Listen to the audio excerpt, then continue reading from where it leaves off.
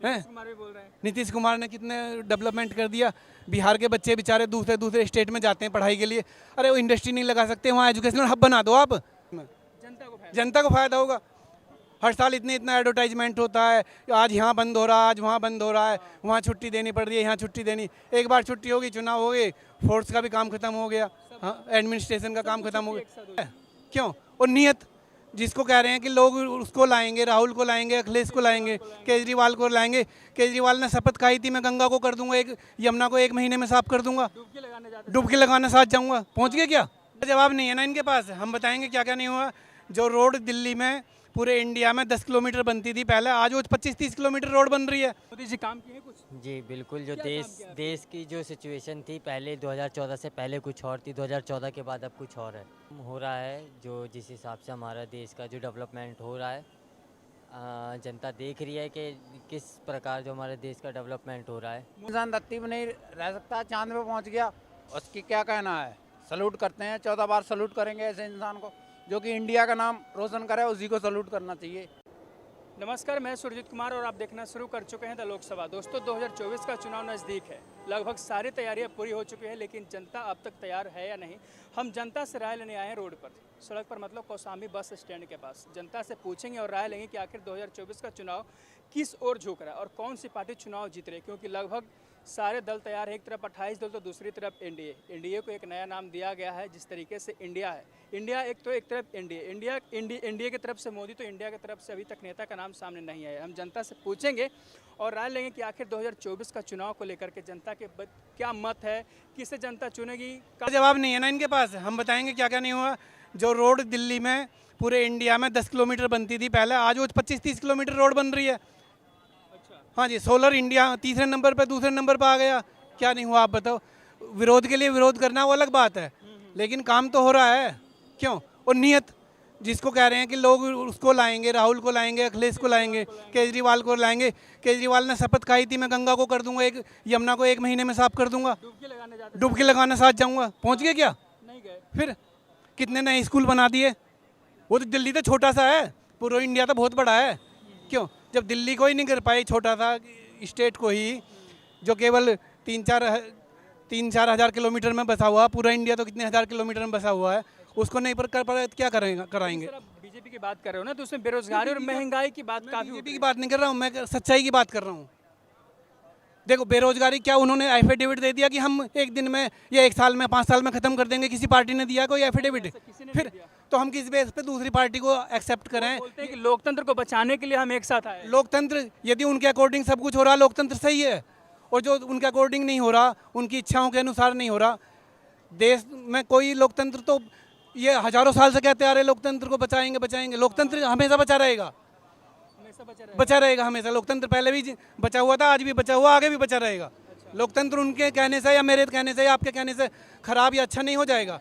क्यों? सर एक सवाल मेरा आपसे होगा, आपने जिस तरीके से बात की, देश में एक नया कानून लाने की बात चल रही है सरकार, 1 नेशन 1 इलेक्शन, मतलब एक साथ पूरे देश भर में चुनाव हो, या तो लोकसभा का हो या तो विधानसभा का। ये होना चाहिए कि नहीं? नहीं होना चाहिए।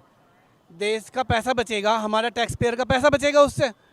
हर साल चुनाव मोड में रहती है जनता भी। 4 करोड़ रुपया खर्च हुआ था सर 2019 में। फिर तो यदि एक साथ हो जाएगा तो अच्छा है देश के लिए, उसमें किसी पार्टी को विरोध नहीं करना चाहिए। लेकिन विपक्ष तो बोल रहा है कि ये सरकार अपने फायदे के लिए कर रही है सर। नहीं, क्या फायदा होगा? तुम्हारा फायदा हो सकता है, केंद्र का फायदा होगा, ऐसा बोल तुम्हारा भी फायदा हो सकता है। तुम अच्छे काम करोगे, तुम्हारी नीयत अच्छी है, इंटेंशन अच्छी है, तुम्हारा फायदा हो सकता है।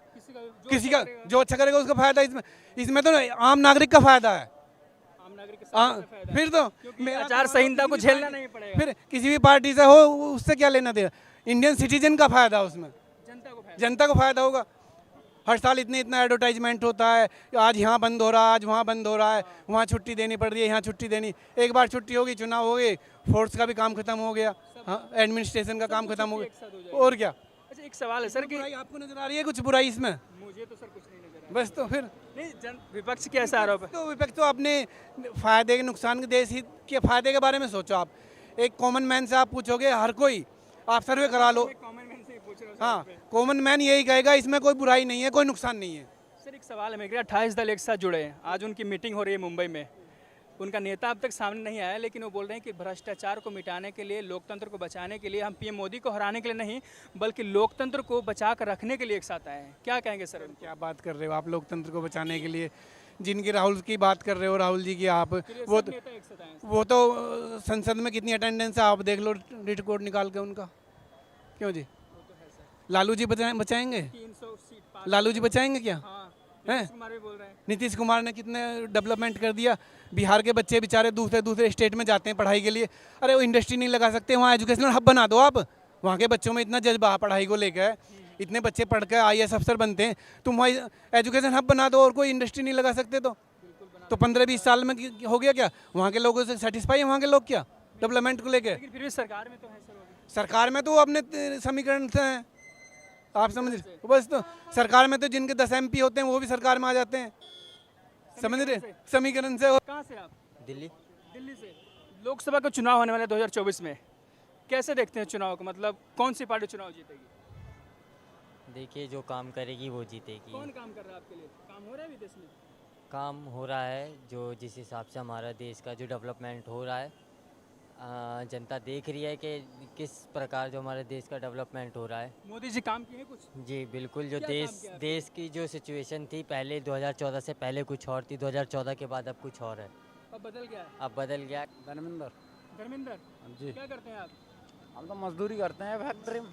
2024 में चुनाव होने वाले, वोट तो देते होंगे आप, क्या लगता है चुनाव में क्या नतीजे आएंगे सामने? बढ़िया नतीजे आएंगे।